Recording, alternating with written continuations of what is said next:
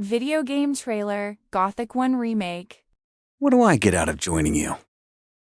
There we go.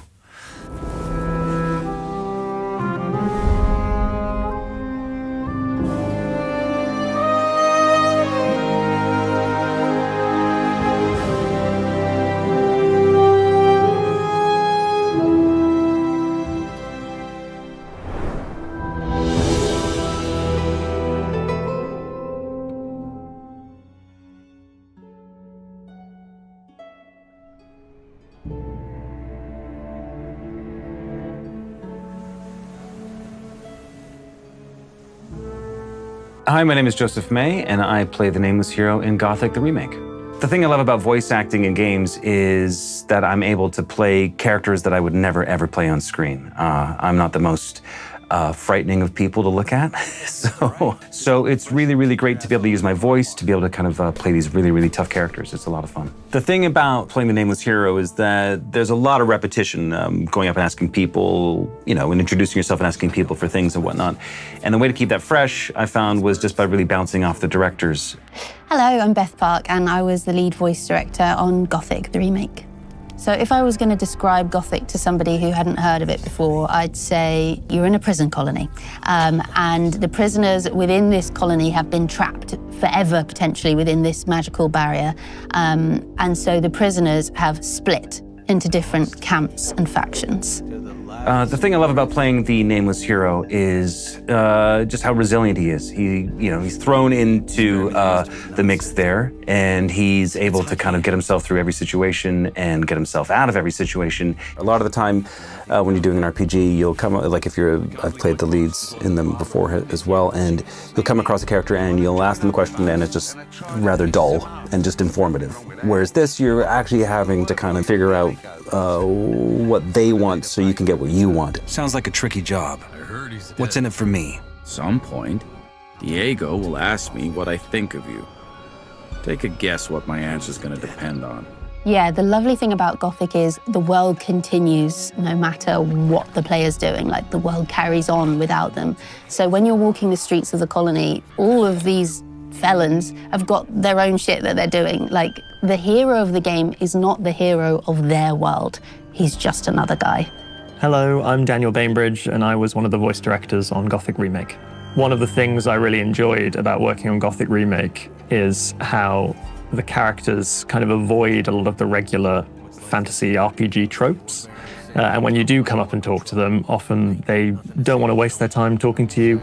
I want to become a shadow. Then you should find yourself a nice spot of sunlight. You'll ask them questions, and they will just refuse to give you the answer, which is a real novelty when working on games like this. Yep, I'm Harry Myers, and I'm playing Zardas, the Necromancer, and a load of snarky Cockney colonialists. There are all kinds of fantasy characters, but they're all so real. We've got mages and necromancers and kings and trapped people and all kinds of colonialists who do all kinds of crazy stuff. But then how do you make it different from the other games and that are similar? And for that, I would go with the story. That's probably the main way, the story and the characterizations. I'm Adam Diggle, and I voice a number of characters in Gothic. To be honest, I think there's a bit of a trend, I won't say recently, over the past 10, 15 years or so, for games to get, I think, bigger and bigger and bigger. And I've played the odd open world game, but to be honest, I get quite bored with them after a while. I love the concept of being dropped into a game where you literally can't trust anyone. It's a criminal colony. In most games, you do X, you get Y, you complete a quest, you come back, you get a reward. In Gothic, you could do everything right and still get screwed over. I love the kind of world that he's thrown into, all these different camps that he has to kind of get himself involved with. There's a lot of humor, there's a lot of empathy that goes with it. It really kind of tests you. I mean, there's the orcs, there's just a whole wide world to kind of get involved with, and it's really incredible to be part of. My name's Andres Williams, and I'm playing Diego. I don't care who you are. You're a green blood, and I'm the guy who takes care of you lot. Let's leave it at that.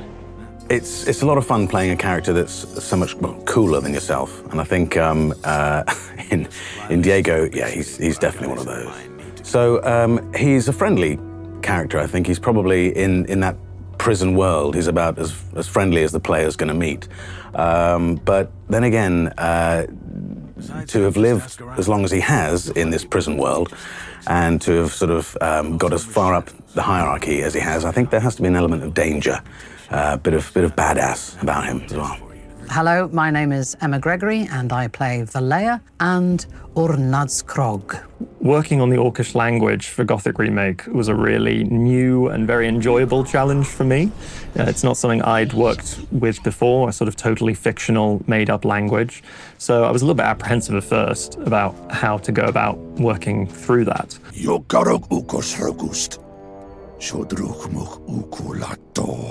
I mean, it was amazing because I've never seen a character just written in its language, so I had a lot of translation. But you start to get to know the patterns of a language, and it's not just sort of gobbledygook. You know, this is properly structured.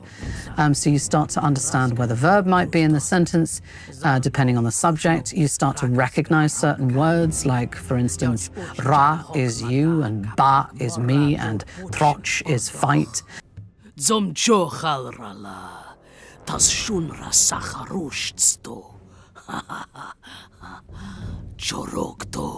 Obviously, you're having to keep the intention of the line in your mind. What is this orc trying to communicate? And is that normal for them, or is that unusual for them? Plus, you're trying to keep an ear out to hear if the actor is actually correctly pronouncing this translated brand new language that has been created. That was wonderful, immersing yourself in a different language. That was a really beautiful challenge on this game, and then to inhabit it and then make it be Ornadskrog rather than just trying to deliver orc, you know, but actually making it your own. The language in particular, there's a lot of rolled R's, which I had to really drill to get my mouth around it, and I made up like a specific tongue twister to prep myself before recording, so I can do it if you want to hear it. Irreverent Reverend Rory ruefully rinsed the ridiculously red ripe raspberries. And I would do that. I would sit in a park and do that again and again before every session, just freaking out members of the public.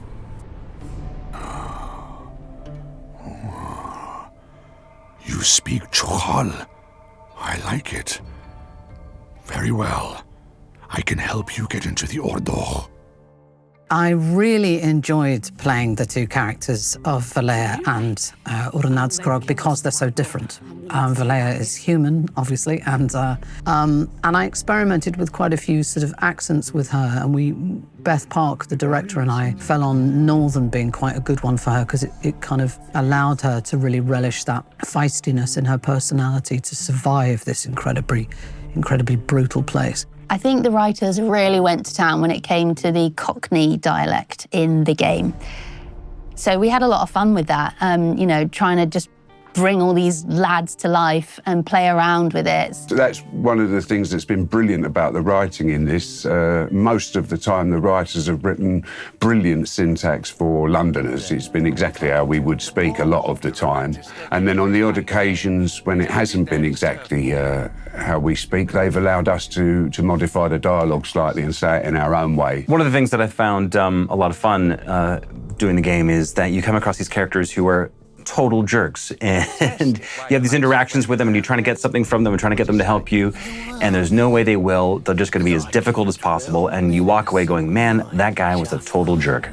And it's interesting to see how they cope with being trapped wherever they are, whatever they're doing, how they pass the time.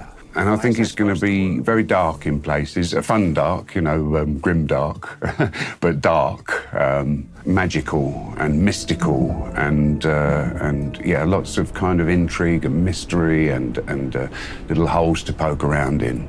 I think the difference between Gothic and perhaps other games is that it's really dynamic and immersive. The world is utterly brought to life with the most beautiful cinematic graphic, and there's lots going on all the time. Every character, every detail is immense because it all has its own life. The great thing about working on this game, Gothic the Remake, was the directors and with the help we had from the guys making the game would give you a lot of context. And frequently when you're making video games, you don't have a lot of context to work off of. You're just kind of going in, you're given lines, and you kind of ask some vague questions and are given vague answers. With this, you could be really specific as to what you were talking about, who you're talking to, what the situation was, and it would really kind of elevate the game, and I think probably elevates the performances for all of us. Often we go into a game and it's called some false name like Project Penguin, and I'm playing a character called Dave, and I don't know very much about it. They do tell us some character backstory, anything that's relevant. So for me, acting in video games is all about imagination. I think a lot of people want to get into acting in video games and think, oh, I can do, voices, I can put on silly voices, I could probably be in video games. But for me, it's not really so much about transforming your voice. It's more, when it comes to me directing actors, it's more about painting a picture of the world and creating an atmosphere between them and the other characters in that world, and the voice will follow. But as we got into this game, they showed us the scenes that they'd made already and the photographs of the characters, and really allowed us to get into their world very early on. And it's so helpful when games do that, because you really do understand the world that your character inhabits. Yeah, totally. I think the conversations, the script, the way it's written just feels really grounded and a bit dangerous at times as well. So you don't quite know which way it's going to go. It knocks you off kilter. Like, you think it's going to go one way and it goes the other. And I love that unpredictability, which is part of the reason why I'm playing the original and loving it.